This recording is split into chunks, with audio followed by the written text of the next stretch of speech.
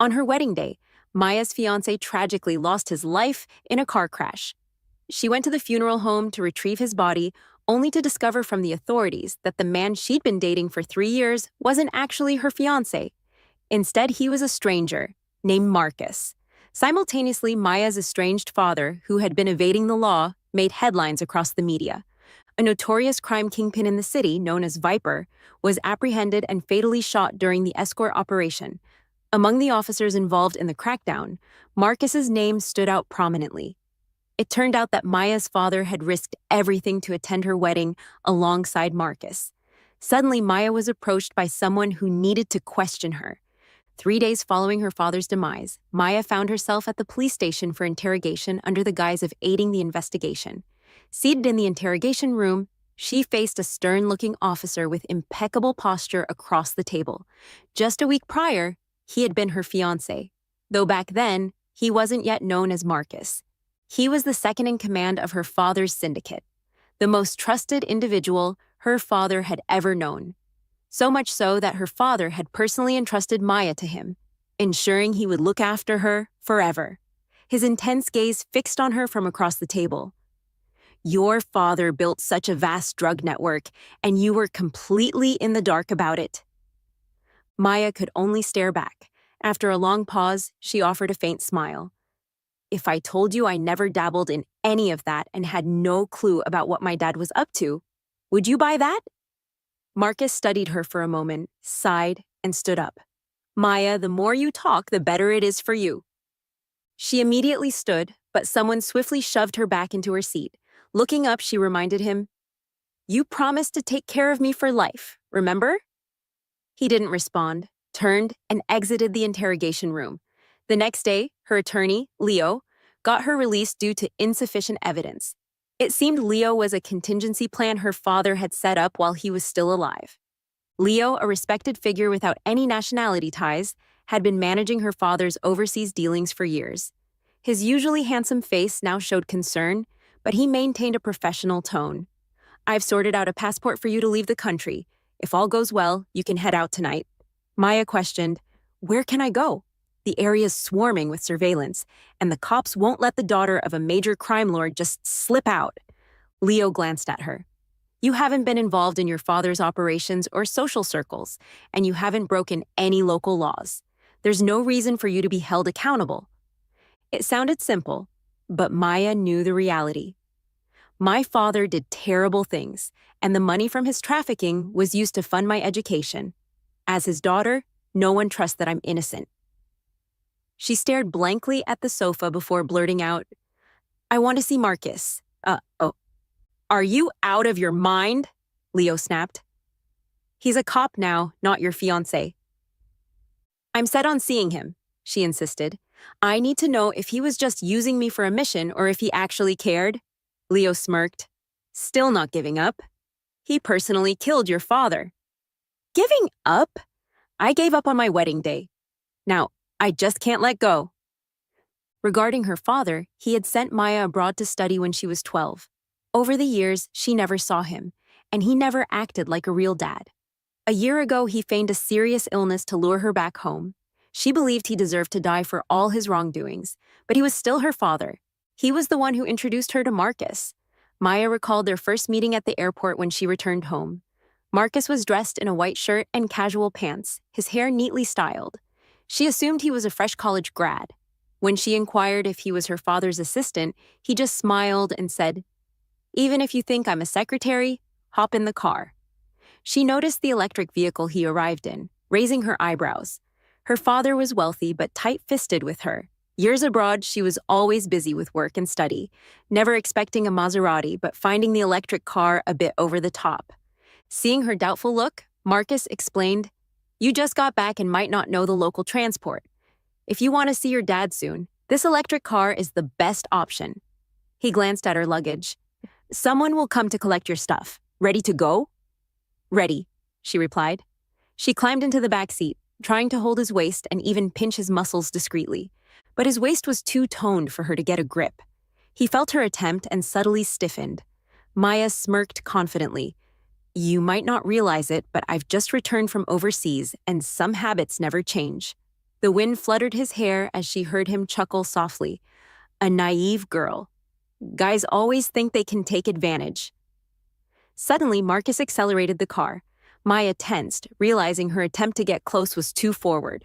By the time she regained her composure, Leo had already left her hotel.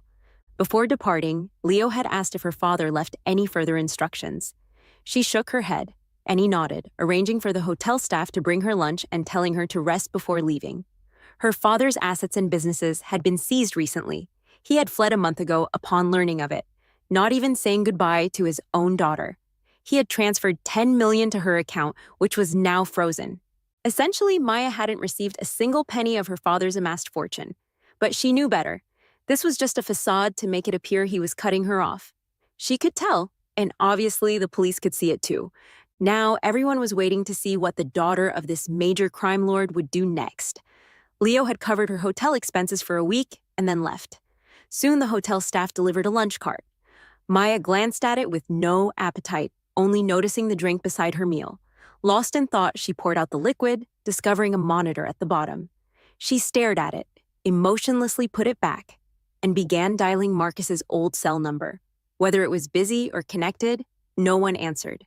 It seemed he truly wanted to sever ties. Taking a deep breath, she decided to play her trump card. If you want information about my father's connections, find me in room 5032 at the hotel. After sending the message, she turned off her phone. Whether Marcus acknowledged her or not, he would come upon receiving the message. But she hadn't anticipated that she'd be waiting not just for Marcus, but for someone else as well. At exactly 7 p.m., the doorbell rang. She peered through the peephole but saw it was blocked with gum. Leaning close to the door, she quickly retreated to the bathroom. It wasn't Marcus. He had no reason to do that. Who could it be then? Her father's enemies or former trafficking partners? She grabbed her phone but froze, unsure who to call. Dialing 911 seemed risky, as she had just left that dangerous world and didn't want to dive back in. She grabbed the hotel's electric kettle and hid behind the door. Moments later, the hotel room door swung open with a click. She lifted the kettle and smashed it towards the intruder, but the person skillfully dodged and grabbed her wrist. "Maya, what are you doing?" A familiar voice snapped her back to reality. The person entering was Marcus, now dressed casually in a gray loose shirt over a white tee. She used to love his shirts. During their relationship, she had bought him many colorful shirts, and gray was her favorite color. Staring at him with slightly reddened eyes, she said, "You finally showed up. Looking good? Are you here to sweet-talk me?" Marcus's mouth twitched slightly. "I didn't invite you?" "Still trying to mess with the cops?" He glanced at the electric kettle in her hand and swiftly took it from her. She questioned why he blocked the peephole with gum. Suddenly he tensed up, eyed the gum, and immediately asked, "Did anyone come before me?" "No one. You just arrived." Without warning, he grabbed her hand and pushed her into the bathroom, shutting the door. He turned on the tap, pouring water over her head, using his body to shield her. Seconds later, a deafening explosion echoed around them. The hotel room door was blown off instantly. Because they had hidden in the bathroom, if they had been even a second late, both Marcus and Maya would likely have been obliterated. Maya was stunned, her ears ringing and unable to hear anything. After what felt like minutes, her hearing returned. And she looked at Marcus in shock. He roughly pulled her out. Surveying the debris on the floor, he then asked, "Are you hurt?" She glanced down to see a cut on her arm from the blast, but it didn't seem severe. She felt no pain. Marcus smirked slightly, tore the bedsheet, wrapped it around her wound, and tied a bow. She looked at the bow and remarked, "You finally learned how to tie a bow." She had taught him before when he used to knot it haphazardly. On one Valentine's Day, she had asked him to prepare a gift in advance. As Valentine's Day was winding down, he had gasped at the movie theater doorway, handing her a crumpled navy box with a clumsy knot. It took her a while to unwrap it. Inside was a crystal toy, the kind young girls adore. She couldn't help but complain, "Didn't you know how to tie a bow when giving a gift to a girl?" A hint of embarrassment crossed his handsome face. "I've never given a gift to a girl before. I didn't realize the details mattered." While she was still reminiscing, Marcus began examining the scene.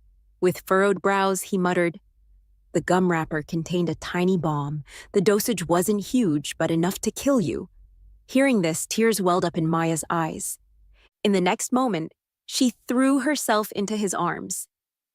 I knew you wouldn't let me die here. Marcus sighed and pulled away, maintaining some distance. Maya, I'm not your fiancé anymore. Our past was all lies. I was an undercover agent. My only mission was to dismantle your father's drug ring. I've now revealed my true identity as a police officer. Saving you was just part of my duty. He then reached into his ear and pulled out something, a tiny earpiece. It was malfunctioning now, clearly a listening device he had installed before arriving. It was evident he had no personal feelings, only professional motives. I must tell you, you know something. You better spill it now. You saw someone trying to kill you. If I hadn't arrived in time, you'd be dead by now. Maya remained silent, her lips tightly pressed. Frustrated, Marcus said kindly, as far as I know, this new type of gum bomb was only used by your father's previous partners. If you confess now, I can arrange police protection for your safety. I can save you once, but not every time.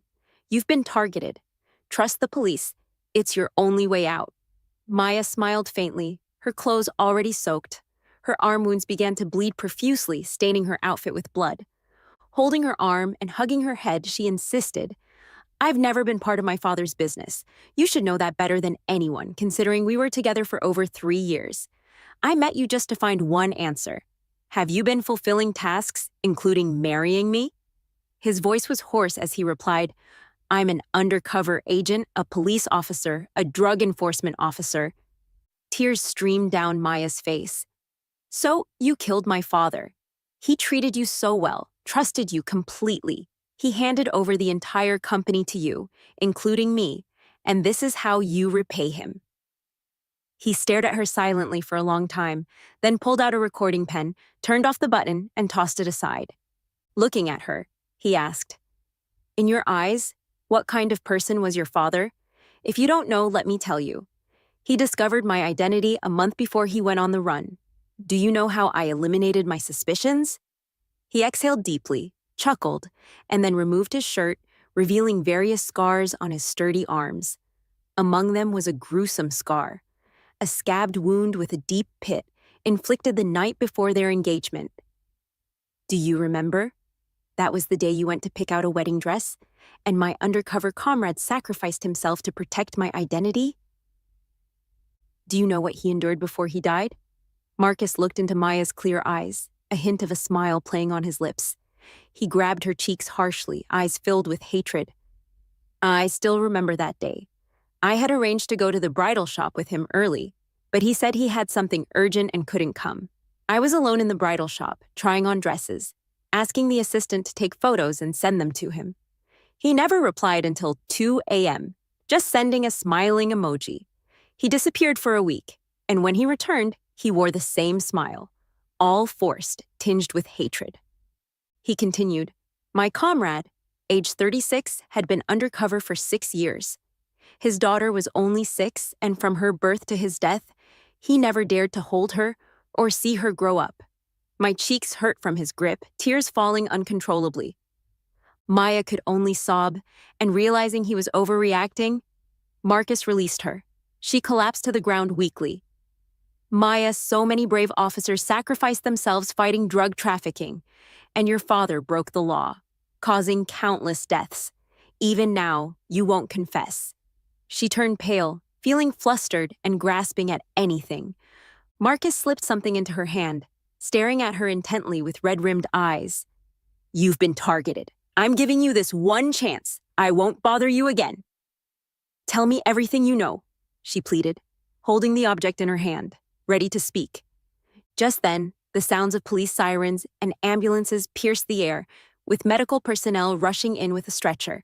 Simultaneously, her lawyer Leo arrived, helping her up. Coldly looking at Marcus, Leo stated, This isn't a police station. Officer Reed shouldn't have the authority to interrogate my client here. If possible, I request to take her to the hospital immediately. Leo shielded Maya in his arms, holding her injured arm and whispering urgently, Don't say anything, don't ask anything. Leave everything to me. The police will question you later as usual. You're a victim now. Confused, Maya was pushed into the ambulance. Leo quickly closed the door. Looking out the window, she saw Marcus standing on the roadside, covered in blood, but seemingly indifferent. She lowered her head, clutching a small recording pen stained with blood in her hand. She gently covered her face and hid the pen in her bra's inner layer. Leo took her to the hospital for treatment. The bomb fragment had grazed her blood vessel, causing continuous bleeding, but timely medical intervention prevented any fatal injuries. After her wound was bandaged, Maya was set to be discharged in a couple of days. She lay in a single-person ward while Leo played on his phone, answering a few calls intermittently. When he returned and saw her staring blankly, with Marcus's words echoing in her mind, Leo covered her with a blanket, seeming to understand something. "I've investigated the bombing. You should listen to me and obediently go abroad.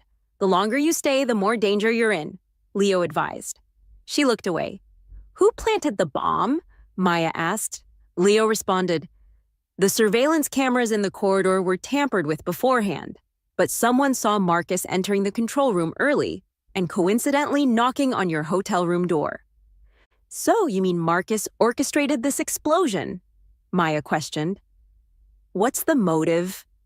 Leo furrowed his handsome eyebrows and loosened his tie.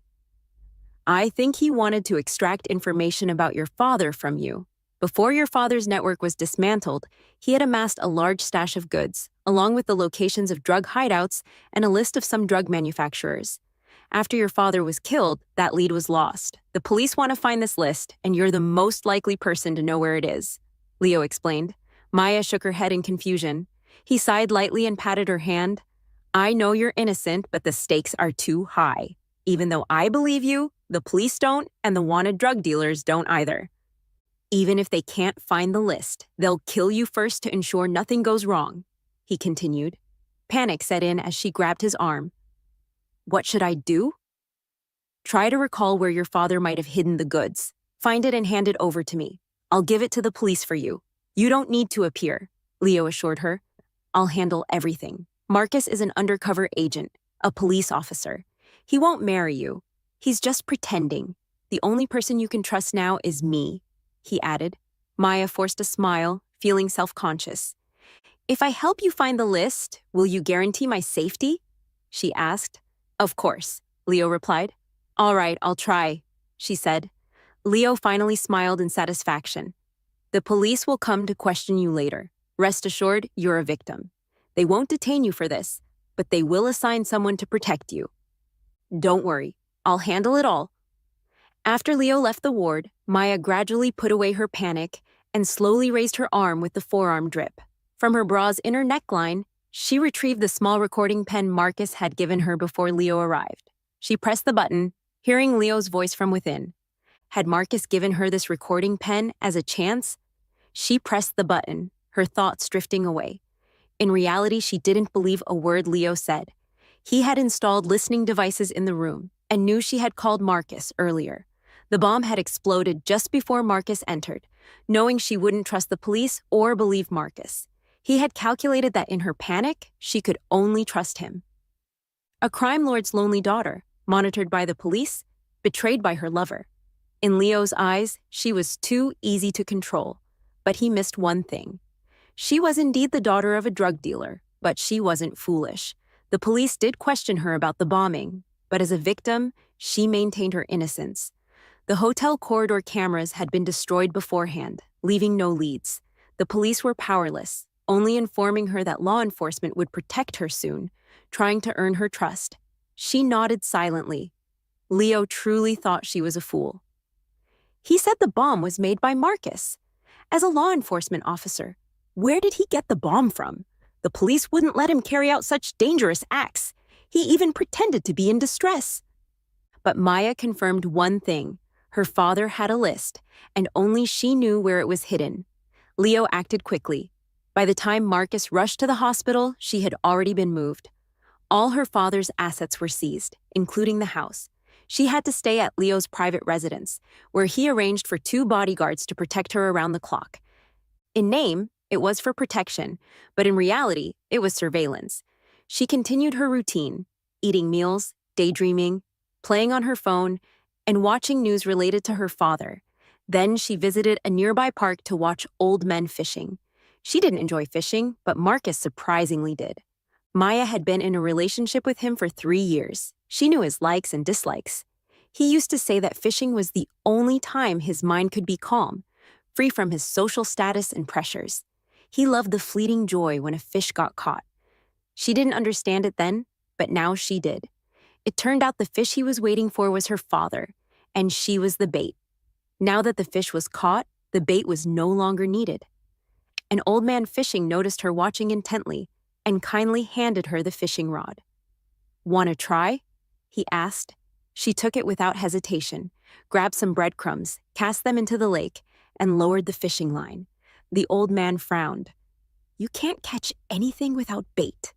She smiled warmly. "The fish I'm catching doesn't need bait because I am the bait." The old man's expression softened as he looked at her. She handed the fishing rod back to him and whispered in his ear, "Block 502 in Windchime Courtyard, Old City. Act quickly and prepare fresh goods. My life is in your hands." The old man continued fishing as if he hadn't heard her. She stood up, tossed her phone into the park's trash can, and left. Hailing a taxi, she reported an address, changing 2 taxis and 3 buses along the way. Finally, she managed to shake off the surveillance. She wasn't sure if the pursuit was from the police or Leo, but none of it mattered anymore. The taxi stopped in front of an old building. She walked straight to the unit and stopped on the 3rd floor, where she found a key in the old electrical box.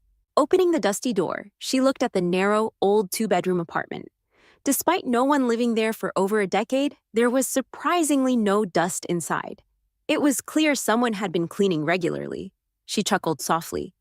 "When I was 10, the 3 of us lived here. My mom was still alive then, beautiful and stylish. Even though she worked in a factory, she dressed up nicely every day. Her father was just a small-time thug, always smoking and drinking, unable to get along with her mom. Maybe women just liked bad boys. Her dad rarely worked, and her mom supported the family alone. Still, he was never satisfied. When drunk, he would beat her mom, accusing her of dressing nicely to attract men. He also claimed the money her mom earned was dirty. Yet every time he sobered up, he would search for hidden money to spend with his rowdy friends. Over the years, anyone would be driven crazy. She remembered the day she graduated from primary school. Running home with her certificate, she found her dad lying on the bed, inhaling smoke, and her mom lying cold on the floor with a bottle of pesticide beside her. Her mom was dead, lying next to her dad, who was snoring loudly on another bed nearby. It dawned on her what had happened.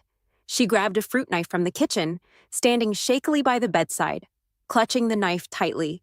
She wanted to kill this scum, but for 2 long hours, she couldn't bring herself to do it. When her dad woke up, he showed no remorse, cursed once, and started packing to run away. Before leaving, he gave her $100, telling her to hide for a while. She was only 12, and that 100 supported her for 3 months. He left her in a mess and vanished. 3 months later, hungry, she begged on the streets. But her runaway father found her. He had transformed, dressed neatly with gel-styled hair. He said he would take care of her and then send her to a foreign country where she was a stranger. 10 years later, he still left her in a mess before leaving again. She looked around the house with a sneer, realizing he probably bought this old house after becoming successful, under a distant cousin's name. That's why the police didn't seize it. The house remained the same inside, even with a photo of the 3 of them. She picked up the photo, smashed the glass, and found a white paper behind it. Staring at the list on the paper, she squeezed it tightly. This is what they wanted, right? Suddenly, the once tightly closed door was kicked open by a group of thugs. Before she could react, they surrounded her. The leader, with a fierce look, stared at her with a pitch-black gun in hand. "You're the daughter of Viper. The boss was right. He hid the list in such a ghostly place, making it hard for us to find." She clutched the list tightly to her chest. "What do you want?" "What? Of course, take the list and send you to meet your crime lord father," the leader sneered. She turned to run, but he grabbed her collar and slapped her hard, knocking her to the ground. The metallic, rusty taste of blood filled her mouth. The leader chuckled and directed the others. "Search for any other copies. Clean it up."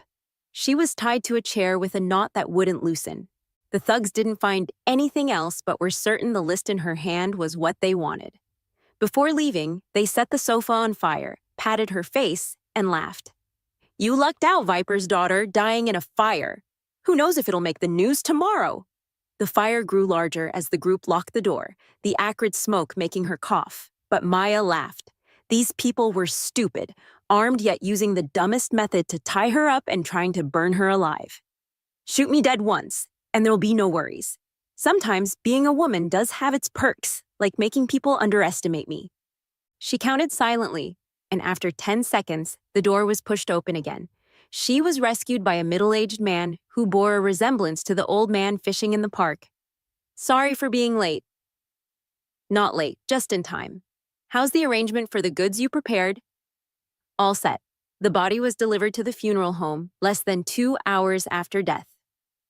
Good. She left the old apartment building just as the fire was about to consume the beams. As soon as she exited, she heard a deafening explosion. Smirking slightly, she thought, I wonder if he'll like the first gift I prepared for him. The next day, local authorities reported an explosion in an old residential building in the city.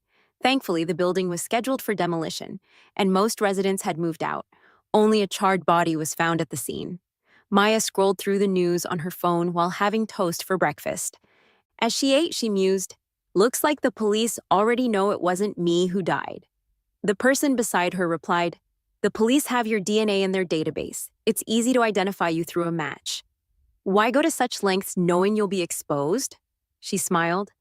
Of course, it's to make others believe that Viper's daughter is dead. Whom did those people look for with the list? She wondered. It was Leo's men, as she had suspected. Pretending to protect her, they set her up to hand over the list, ensuring her safety if she complied. But she didn't believe him. He claimed to be a lawyer, yet knew so much about her father's drug network, even the hierarchy. After her father's death, the massive stash of goods piled up, and if sold, it amounted to an unimaginable sum. Leo wanted to swallow her father's network and become the new crime lord. She had deliberately acted weak, arranged to meet Marcus, and pretended to have a schoolgirl crush to make him underestimate her. He rigged the hotel room with a bomb to intimidate her into helping find her father's list. But the list he got was one she had prepared in advance. She looked at the middle-aged man beside her.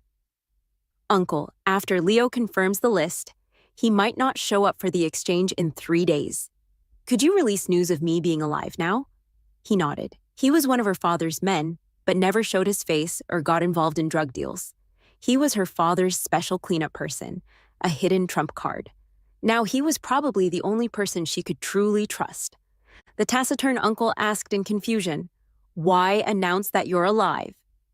Eric is cautious. I need to make a move that will make him suspicious. Isn't a resurrected dead person bound to raise doubts? Whether real or fake, he'll come out to confirm. Do you really want to do this? It's too dangerous. Since your current identity is dead, you can easily walk away. The money your father left is enough for you to live comfortably. She crushed the piece of toast in her hand.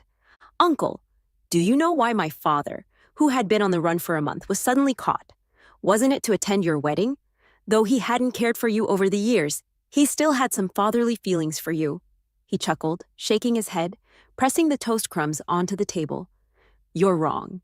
This maniacal crime lord, responsible for countless deaths, how could he possibly have fatherly feelings for you?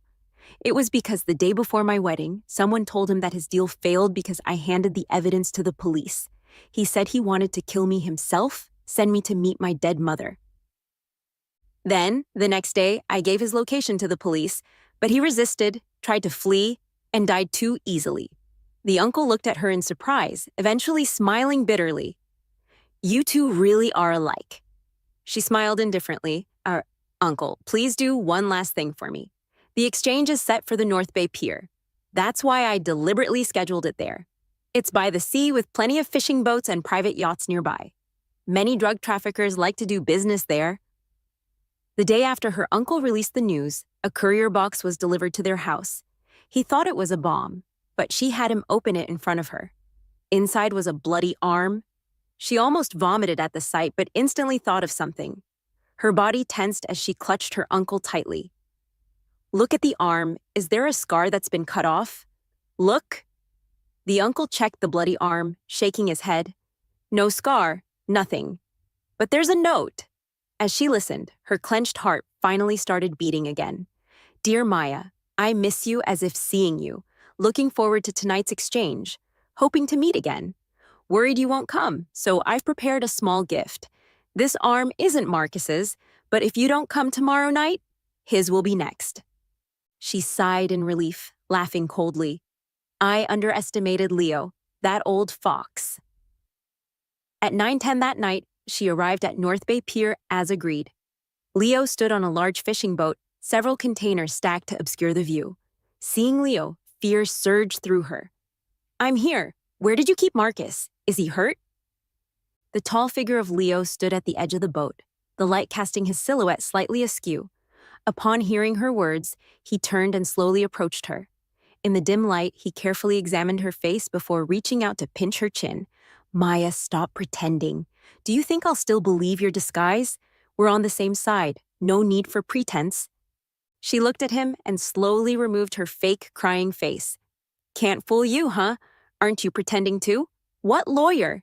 You're just my father's supplier, have been supplying you for years. He sneered and leaned closer. Really worthy of being Viper's daughter? You figured it out. You want to make one last trade, take the money, and then get out of it. She sighed. But you still caught me, didn't you?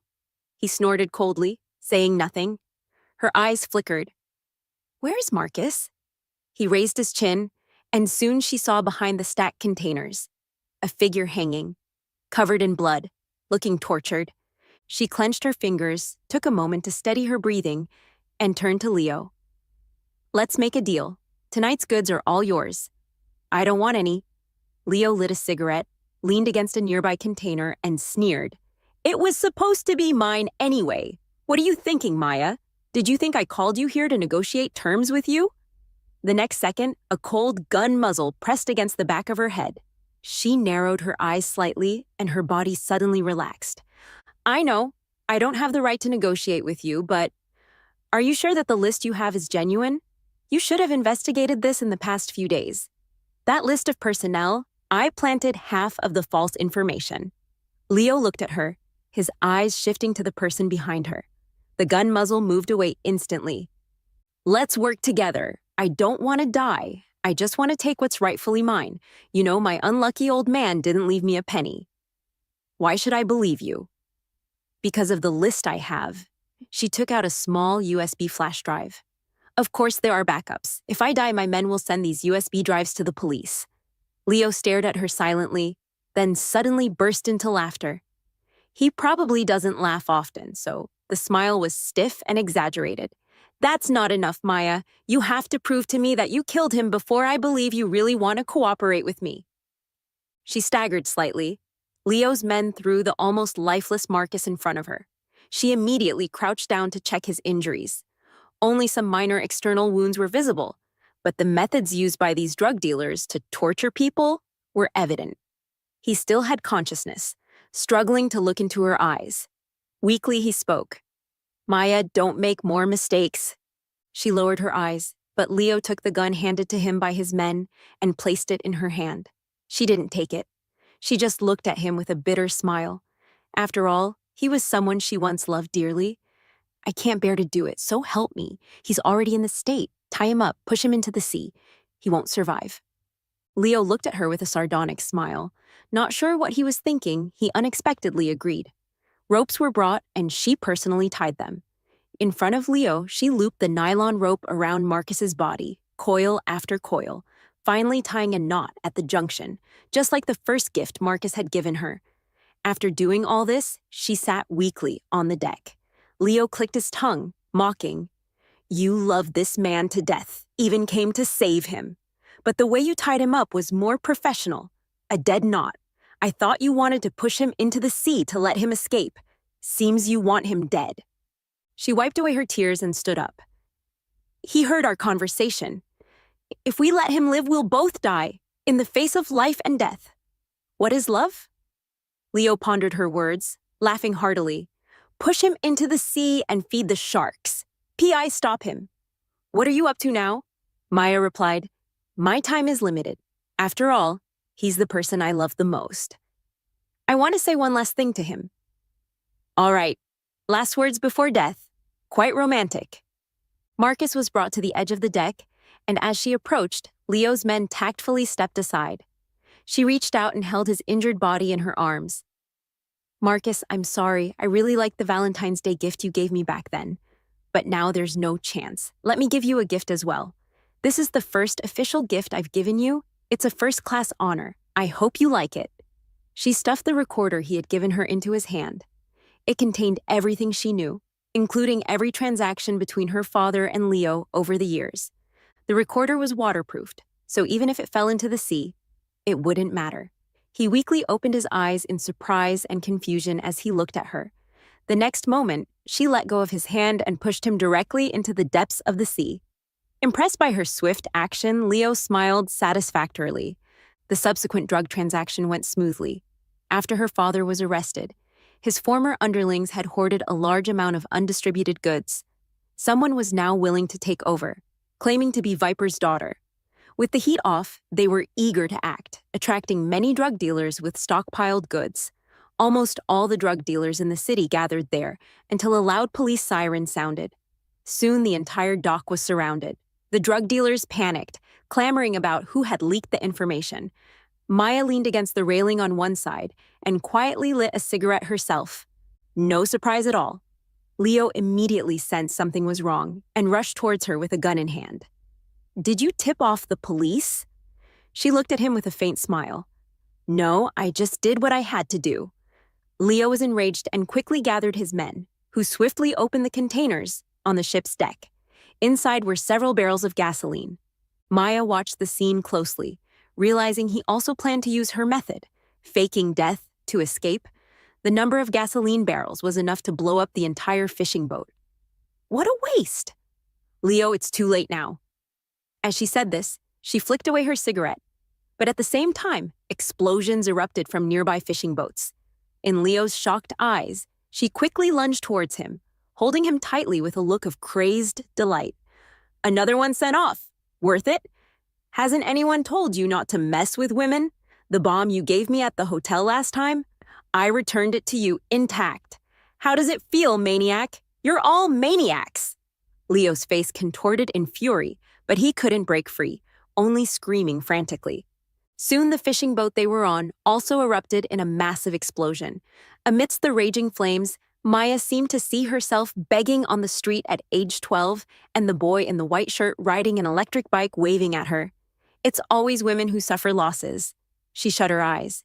Marcus, this is the first gift I've given you. Are you happy?